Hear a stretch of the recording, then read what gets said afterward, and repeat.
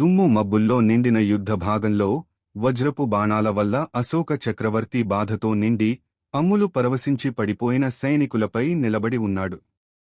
అతని బంగారు బుడగ మెరిసిపోతుండగా గుండె బాధతో నిండింది.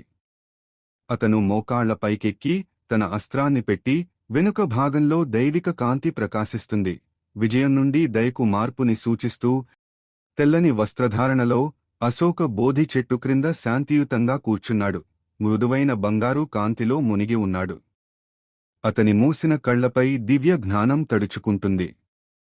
లేచి ప్రజలపై దయతో ఆశీర్వచనమిచ్చి యోధ నుండి శాంతి సందేశదారుడిగా మారిన ప్రయత్నాన్ని చూపిస్తాడు.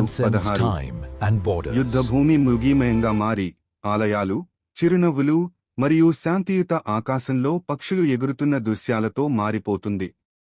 అశోక వెనుక అశోక చక్రం ప్రకాశిస్తుంది.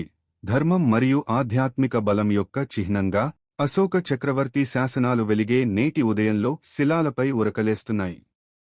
వివిధ సంస్కృతుల ప్రజలు అతని శాంతి బోధనలతో ఏకం కాలేదు.